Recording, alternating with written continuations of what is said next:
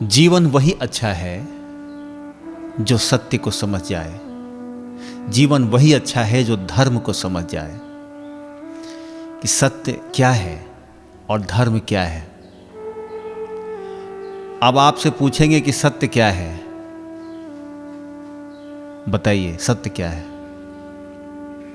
मैंने कई व्यक्तियों से पूछा है, किसी ने जवाब दिया कि हमारा कर्म जो कर रहे हैं वो सत्य है। यही बात सत्य है। असली सत्य क्या है,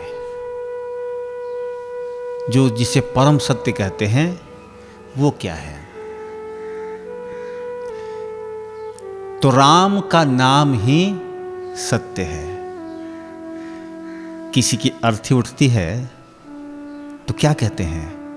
राम नाम सत्य है। ये क्यों कहा जाता है? क्या आपने इस पे कभी गौर किया है? राम के नाम में सभी देवताओं का वास है।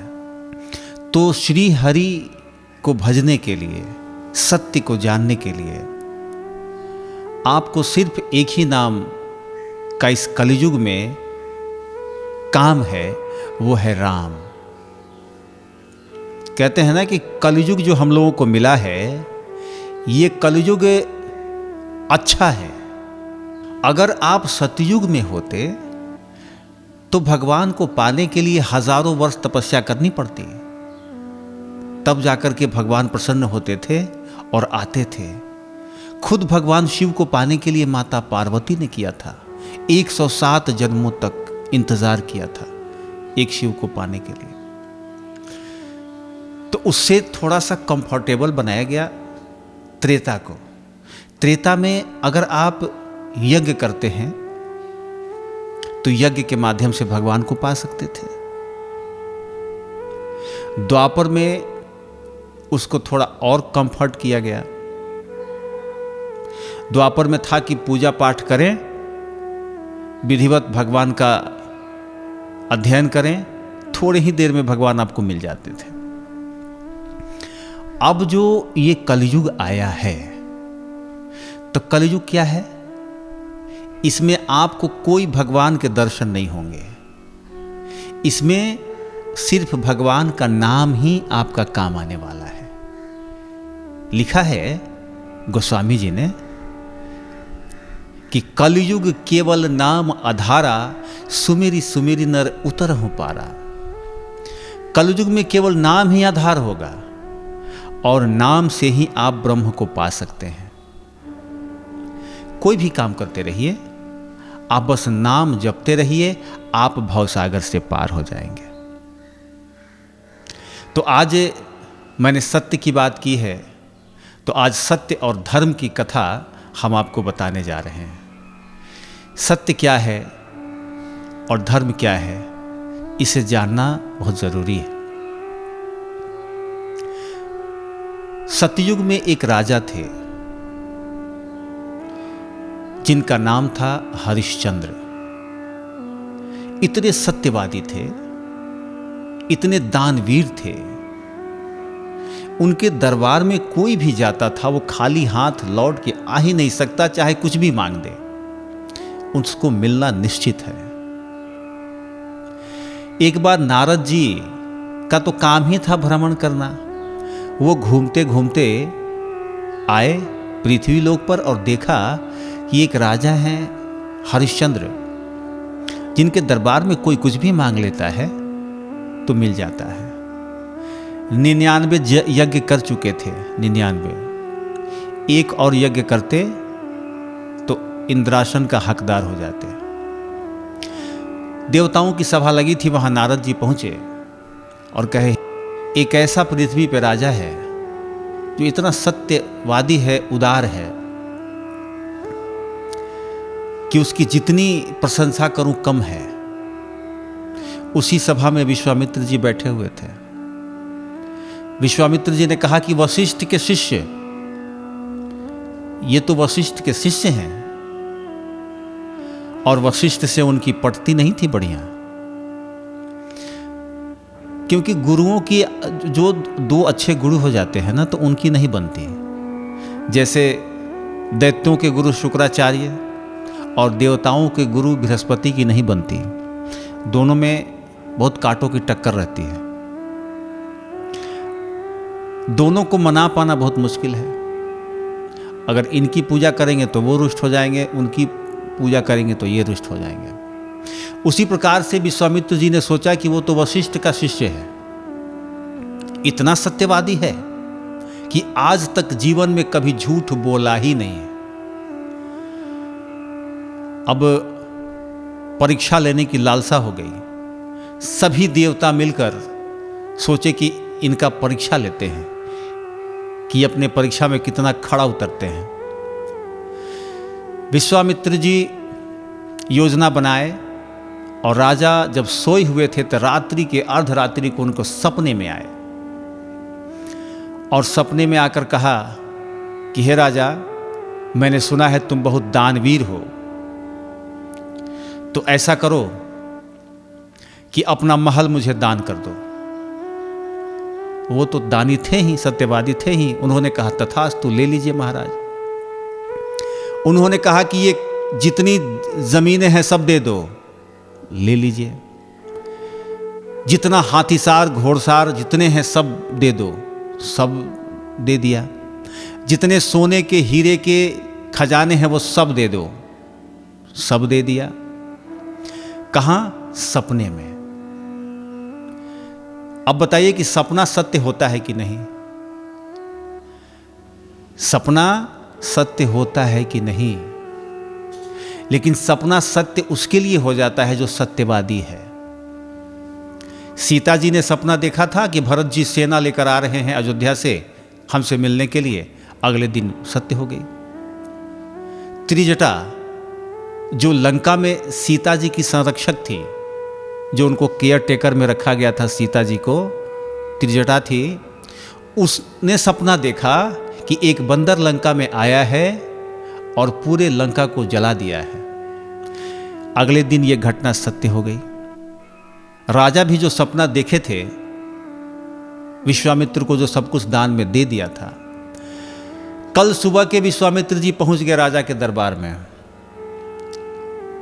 राजा ऋषि मुनियों को बहुत आदर करते थे।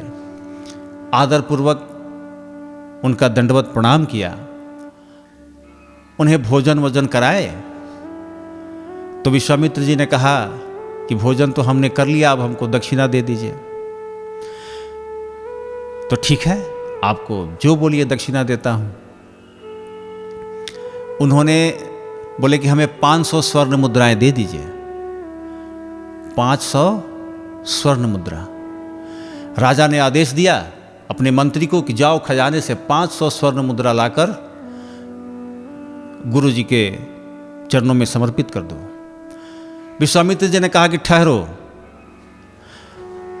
आपने रात में कुछ सपना देखा था? राजा ने कहा कि हां देखा था। तो आप तो सब कुछ दान कर चुके हैं। बोला कि हां ये तो बात सत्य है कि मैंने सब कुछ रात में दान कर दिया है। तो अब वो खजाना आपका नहीं है, आप दान किए हुए वस्तु में से दान करेंगे क्या? राजा ने कहा कि यह भी बात सही है, यह धर्म सम्मत नहीं है। विश्वामित्र जी कहे कि ये सब आप दान दे चुके हैं, राजपाट, महल, खेत बधार, खजाना, सब कुछ खत्म है, यहां आपका कुछ नहीं है। राजा सोचे कि फिर इनको दक्षिणा कहां से दें। तो गुरुजी ने कहा कि मैं आपको 30 दिन का मोहलत देता हूं, 30 दिन का समय आपको दे रहा हूं। आप जाइए और 500 स्वर्ण मुद्राएं इकट्ठा करके हमको दीजिए। निकल गए तो जाते जाते विश्वामित्र जी ने कहा कि और इस राज्य से आपको नहीं अर्जित करना है, आप किसी दूसरे राज्य में चले जाइए। राजा की पत्नी तारा थी, जिन्हें तारावती भी कहते हैं, उनका शब्या भी नाम था। राजा ने पत्नी से सब बात बताई कि इस तरह का बात है कि मैं सब स्वप्न में दान कर चुका हूँ और मुझे दक्षिणा भी देना है। 500 स्वर्ण मुद्राएं जो हमारे पास नहीं है। मैंने 30 दिन का समय हमको गुरुजी ने दिया है, इसमें हमें उपाय करके देना है। पत्नी बोली, जैसी आपकी आज्ञा, जैसी विधाता का लिखा हुआ है वैसा ही करेंगे। उनका एक बेटा था रोहित। अपनी पत्नी तारा और बेटा रोहित को लेकर राजा हरिश्चंद्र निकल पड़े राज्य से। प्रयागराज गए। वहां पे उन्हें सब लोग मिले, ऋषि मुनि मिले, लेकिन धन नहीं मिला। वहां पे हनुमान जी भी मिले। कहते हैं ना कि हनुमान जी चारों युग में पाए गए हैं। हनुमान जी की शुरुआत सतयुग से ही है। चारों युग प्रताप तुम्हारा है प्रसिद्ध जगत उजियारा। लिखा गया है, हम लोग जब हनुमान चालीसा पढ़ते हैं, चारों युग प्रताप तुम्हारा, आपका प्रताप चारों युग में रहेगा। सतयुग, त्रेता, द्वापर और कलयुग। तो एक ऐसे ही देवता हैं जिनका हर चौक चौराहे पे आपको मंदिर मिल जाएगा। तो वहां हनुमान जी भी मिले। सभी से मिलने के बाद राजा काशी नगरी की ओर निकल पड़े और काशी विश्वनाथ का जहां मंदिर है, आज भी बनारस में हरिश्चंद्र घाट है। वहां गए तो घूमते घूमते तो कई दिन निकल गए। 1-2 दिन बच गए थे, पैसे लौटाने थे। तो राजा ने सोचा कि कोई उपाय नहीं सूझ रहा, कहीं से मुद्राएं नहीं मिल पा रही हैं। अगर मजदूरी भी करूंगा तो भी 500 मुद्राएं इकट्ठा नहीं कर सकता। अब क्या किया जाए? तो तारा ने कहा कि हे महाराज, आप क्यों नहीं मुझे बेच देते? बोले कि ये तो बहुत अचरज वाली बात है। मैंने वस्तु को बिकते हुए देखा है, लेकिन क्या कोई आदमी को बिकते हुए किसी ने देखा है? तारा ने कहा कि हे स्वामी, मुझे बेच दीजिए। हरिश्चंद्र बोले कि पत्नी को कैसे बेच दूं? जिसको मैंने हाथ पकड़ के लाया है उसको मैं कैसे बेच सकता हूं? तारा बोली कि हे महाराज, धन चला गया, आ सकता है। पत्नी चली गई, आ सकती है। लेकिन अगर धर्म चला गया तो वो फिर दोबारा नहीं आ सकता। इसलिए आपको अभी अपने धर्म की रक्षा करनी है। यह धर्म की रक्षा का समय आया है। आप अपने धर्म की रक्षा कीजिए। राजा ने कहा ठीक है। उस समय तक, आज तक ऐसी घटना कभी घटी नहीं थी कि कोई आदमी बिक जाए। राजा सोचे कि अब दूसरा कोई उपाय नहीं है। तो राजा ने क्या किया कि डुगडुगी वाले से संपर्क किया जो काशी में थे। वहां उन्होंने कहा कि आप कल पूरे इलाके में, पूरे क्षेत्र में, पूरे राज्य में यह घोषणा कर दीजिए कि कल 3 आदमी बिकने वाले हैं। एक नौजवान औरत है, एक नौजवान पुरुष है और एक 12 साल का बालक है। तीनों बिकने वाले हैं। जिसको खरीदना है वो स्वर्ण मुद्राएं लेकर आए और इन्हें खरीद ले। ऐसा ही हुआ। कल होके पूरी डुगडुगी बजा दी गई। लेकिन जहां काशी विश्वनाथ में भगवान भोलेनाथ के स्थान पर वो गए थे, तो ये तो देवताओं की परीक्षा थी। उन्होंने क्या किया, भगवान शिव ने, कि धर्म को ब्राह्मण बना दिया और सत्य को कालू डोम। दो व्यक्तियों को दो जगह पे लगा दिया खरीदने के लिए। जब बोली लगी तो ब्राह्मण देवता आए और कहा कि मैं इस स्त्री को खरीदूंगा, कितनी मुद्राएं चाहिए? उन्होंने कहा महाराज आप कितनी मुद्राएं दे सकते हैं? तो मैं 200 मुद्राएं दे सकता हूं। कहा ठीक है, आप 200 मुद्राएं दे दीजिए। जब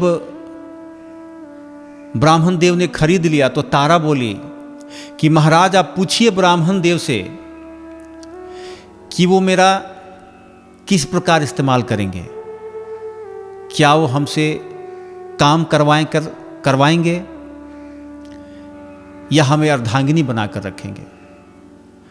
राजा ने कहा कि जब बेच दिया तो अब पूछना क्या। आप खरीद कर कोई सामान ले जाते हैं तो दुकानदार कभी पूछता है कि आप इस आटे का क्या करेंगे? जो सामान आप खरीद के लाते हैं तो दुकानदार बेचने वाला कभी नहीं पूछता कि इसका आप किस काम में इस्तेमाल करेंगे।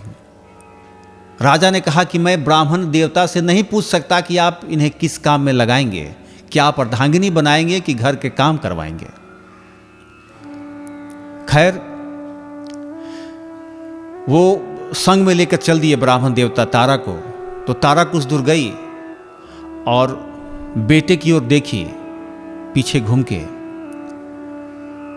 तो जानते हैं ना कि एक मां अपने बेटे से कभी जुदा नहीं होना चाहती, बेटे से कभी भी छोड़ना नहीं चाहती। वो दौड़ के आई और फिर अपने बेटे से लिपट गई। तो ब्राह्मण ने पूछा कि ये कौन है? तारा ने कहा कि ये मेरा पुत्र है, आप इसे भी खरीद लीजिए, ये हमारे साथ रहेगा, जो हमें खाना मिलेगा उसी में से हम कुछ रूखी सूखी इसे भी खिला देंगे। हर मां चाहती है कि उसका बेटा उसके पास रहे, लेकिन मजबूरियां ऐसी है कि बेटा को परदेश जाना पड़ता है। परदेश जब चला जाता है, बेटा कहता है कि लैपटॉप चाहिए, मोबाइल चाहिए पापा। पत्नी कहती है पैसा चाहिए, भाई कहता है ये सामान चाहिए, वो सामान चाहिए। लेकिन माँ कहती है कि तुमको देखे हुए 2 साल बीत गया, तुम घर कब आओगे? तो माँ और बेटा का प्रेम बहुत अद्भुत होता है। माँ जो है अपने बेटे से बिछुड़ कर नहीं रह सकती। उसी प्रकार तारा अपने बच्चे से लिपट गई और बोले कि हे ब्राह्मण देवता, आप मेरे बेटे को भी खरीद लीजिए। उसने कहा ये तो बालक है, इसका मैं 100 मुद्राएं दूंगा। मंजूर है। राजा ने कहा कि ठीक है। 100 मुद्राएं उसकी भी दे दी। कितने पैसे हो गए? 300 मुद्राएं हो गई। अब बच गए राजा। अब राजा की बोली लगने लगी। एक कालू डोम आया और राजा को 200 मुद्राएं देकर खरीद लिया। अब विश्वामित्र जी का आज ही अंतिम दिन था पैसा चुकाने का, उनको मुद्राएं देनी थी। राजा ने मुद्राएं लेकर विश्वामित्र जी को सौंप दिया और कहा कि हे प्रभु, मैं आपके कर्ज से मुक्त हुआ, अब मैं अपने धर्म कर्म में लग जाऊंगा। तारा को जब ब्राह्मण देवता लेकर आए तो घर के काम में लगा दिया। इतनी मेहनत, सुबह से शाम तक उसे काम करना पड़ता, बर्तन मांजने पड़ते, सबका भोजन बनाना पड़ता, झाड़ बहार पोछा, घर की सारी जिम्मेदारी तारा के ऊपर। अब समझिए महलों में रहने वाली महारानी, जिसकी 100-100 दासियां होती हैं, जिनकी सेवा में लगी रहती हैं, आज वो महारानी किसी की सेवा में लगी है। बेटा का काम दिया कि तुम्हें रोज पुष्प वाटिका जाना है और वहां से पुष्प तोड़ कर लाना है हमारी पूजा अर्चना के लिए। बेटा भी अपना काम में लग गया, छोटा मोटा जो काम होता था घर का वो कर लेता था रोहित। एक तरफ इनकी जिंदगी गुजरने लगी, दूसरी तरफ कल्लू डोम जो था, हरिश्चंद्र ने पूछा कि हमें किस काम में लगाएंगे।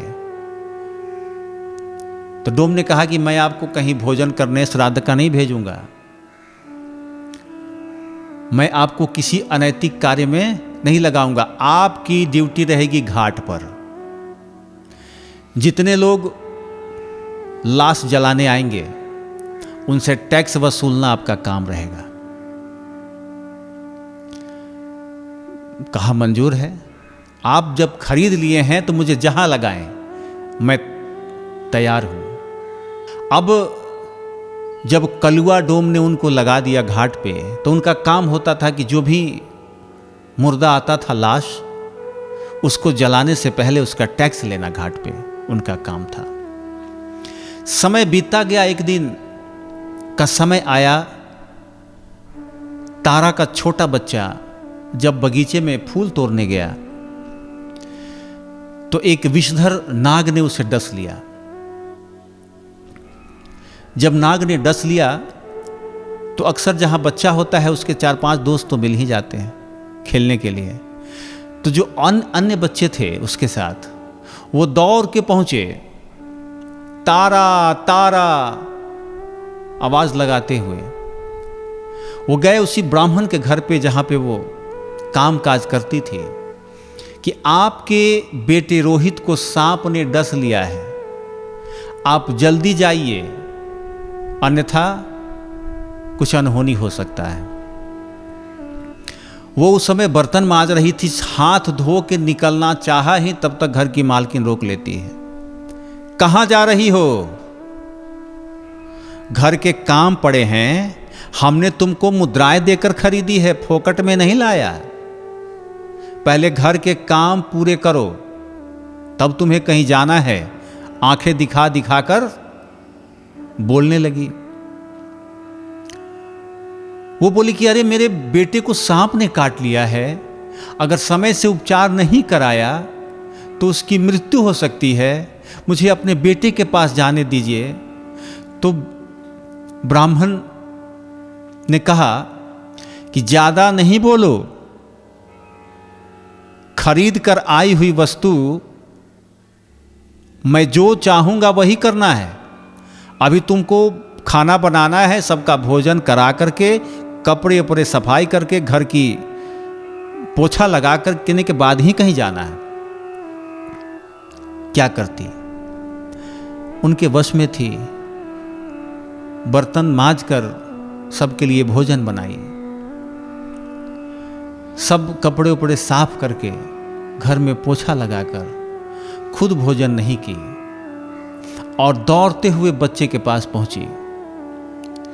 जब तक तारा अपने बच्चे के पास पहुंची, बहुत विलंब हो चुका था, बच्चे की मृत्यु हो चुकी थी।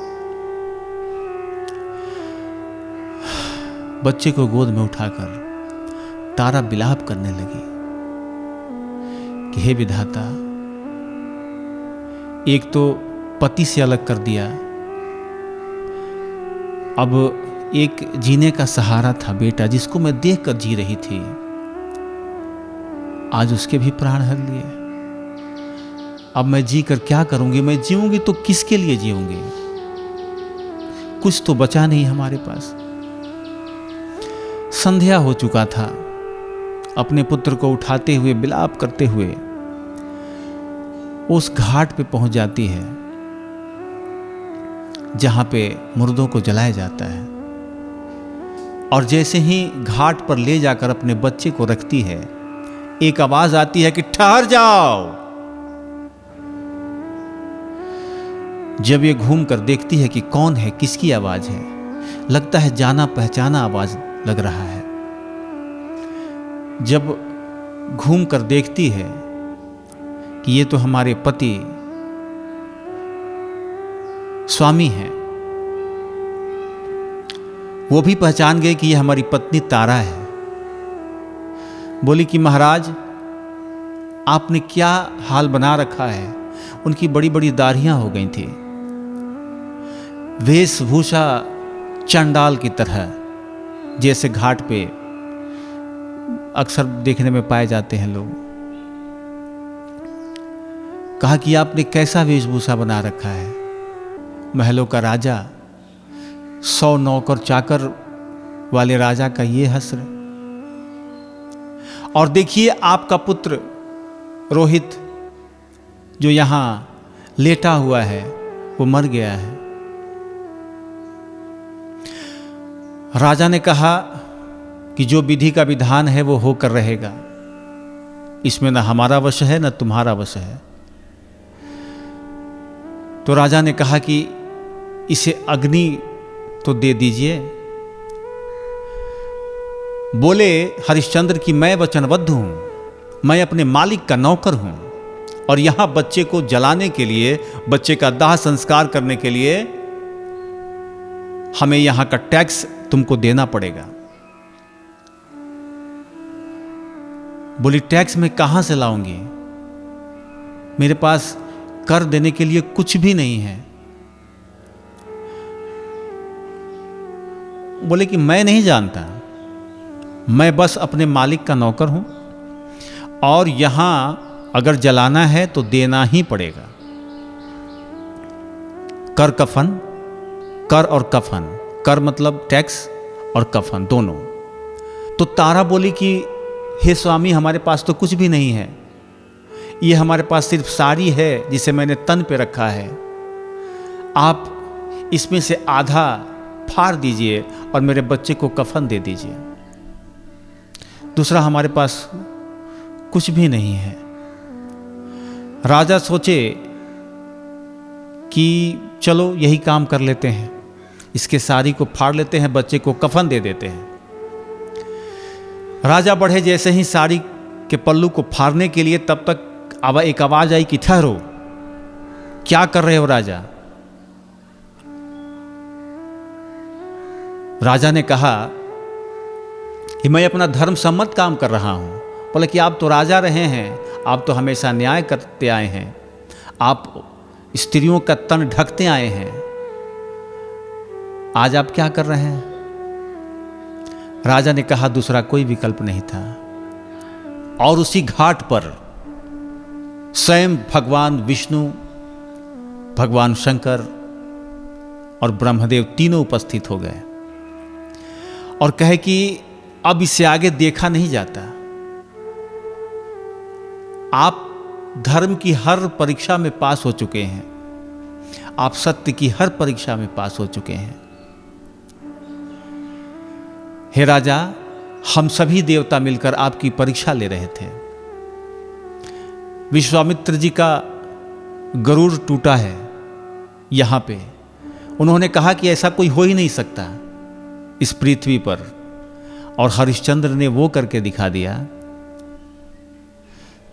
जो युगों युगों तक उनका नाम अमर हो गया। देवताओं ने कहा कि हे राजा, युगों युगों तक लोग आपके नाम की प्रशंसा करेंगे, जो आपके नाम की कथा सुनेगा वो कितना भी घनघोर संकट में होगा, उसका संकट टल जाएगा, उसको आत्मशक्ति और आत्मबल मिलेगा। अब बताइए इस कथा से क्या क्या शिक्षा मिलती है। विपत्ति के समय अगर आपकी धर्म पत्नी आपके साथ है तो समझिए कि आपका धर्म आपके साथ है। अगर पत्नी अधीर नहीं होती है तो समझिए आप हर युद्ध जीत सकते हैं।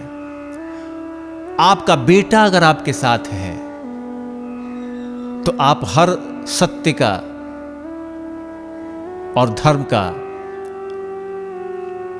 रास्ता आपके लिए आसान हो जाएगा।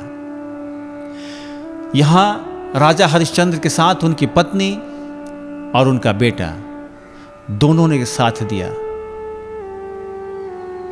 और शिक्षा यह भी मिलती है कि विपत्ति जब आए तो कभी घबराना नहीं चाहिए।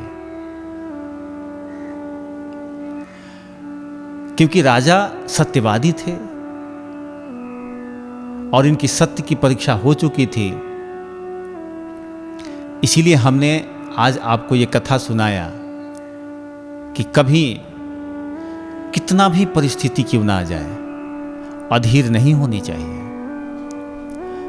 और एक पत्नी को अपने पति के साथ हमेशा खड़ा होना चाहिए। होता है कभी कभी लाखों रुपए आपके पास आ सकते हैं और कभी कभी 50-100 रुपए भी नहीं होते। उस समय पत्नी का काम ताना मारना नहीं है, अपने पति का साथ देना है, अपने बच्चों को भी अपने पिता का साथ देना है। यहां तक है कहानियों में कि राजा हरिश्चंद्र जब खाने के लिए गए तो कुछ नहीं मिला, मछली पकड़े, क्योंकि कुछ खरीद ही नहीं सकते थे, कुछ था ही नहीं उनके पास। तो लिखा है कवि ने कि राजा हरिश्चंद्र पर विपत पड़ी, पाकल मछली जल में गिरी। वो क्या किए कि एक कुछ मछली पकड़े कि भाई बच्चा भूख से तड़प रहा है, पत्नी बिलबिला रही है, करूं तो क्या करूं, भोजन लाऊं तो कहां से लाऊं। तालाब में गए, मछली पकड़े, किसी तरह से घर्षण करके लकड़ियों का आग उत्पन्न किए, उसे पकाया और पकाकर वो घाट पे थे और जैसे ही पीछे मुड़े वो जो पकी हुई मछली थी उछल कर पानी में चली गई। इतना बड़ा संकट झेल लेने वाला आदमी। समझिए कि हम और आप क्या हैं। हमारे पास तो कुछ संकट नहीं है, फिर भी हम थोड़े में अधीर हो जाते हैं। कुछ लोग खौफनाक रास्ता भी अपना लेते हैं। थोड़ी सी संकट आई, बर्दाश्त नहीं कर पाते, बिलबिला जाते हैं। जितनी आत्महत्याएं होती हैं, मैं तो कहता हूं कि ये घोर पाप है। आप सामना करो, लड़ो। आज लड़ोगे, कल सफलता आपका रास्ता इंतजार कर रही होती है। लेकिन लड़ने के लिए तैयार रहेंगे तब। परीक्षाएं आती हैं और हर परीक्षाओं को पास करने वाला ही महान बनता है। क्या आप मैट्रिक पास नहीं करेंगे तो इंटर में जाएंगे? इंटर नहीं पास करेंगे तो बीए में जाएंगे? नहीं जाएंगे। तो आगे बढ़ने के लिए आपको हर परीक्षा को पास करनी पड़ेगी। तो ये थी हमारी आज की कथा। सत्य हरिश्चंद्र, सत्यवादी हरिश्चंद्र जिन्हें कहते हैं, और यही भगवान राम के पूर्वज थे। भगवान राम के 4 पीढ़ी ऊपर हरिश्चंद्र थे। उसी कुल में भगवान राम का जन्म हुआ था। बताइए, जहां सत्य और धर्म का वास है, भगवान उसी घर में जाएंगे ना। इसीलिए बाप का किया हुआ फल बेटों को मिलता है। पिता अगर अच्छा कर्म समाज में किया रहता है तो जहां उसका बेटा जाता है, लोग कहते हैं कि अरे आई बैठी, आपके पिताजी ने तो इतनी मुसीबत में मेरा साथ दिया था कि पूछिए मत, वो नहीं होते तो हम कहां चले गए होते। तो लोग उनके बेटों को इज्जत देते हैं। और जब बेटा अच्छा होता है तो बाप को भी उसका इज्जत मिलता है। आहा, आपके बेटे ने तो बड़ा नाम किया है, आइए आपके दर्शन हो गए, मैं धन्य हो गया। इसलिए निरंतर एक दूसरे का साथ सहयोग जरूरी है। क्योंकि गोस्वामी तुलसीदास जी ने एक और चीज लिखा है कि जहां सुमति तह संपत्ति नाना, और जहां कुमति तह विपत्ति निदाना। जहां सुमति है वहां नाना प्रकार की संपत्ति है, और जहां कुमति है वहां विपत्ति का वास है। इसलिए आप अपने घर में सुमति बना के रखें। सुमति से लक्ष्मी का वास होता है।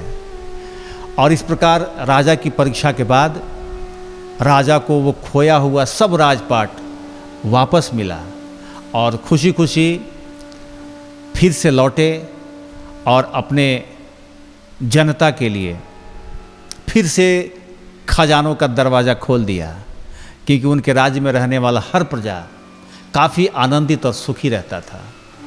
तो एक बार प्रेम से बोलिए राजा रामचंद्र की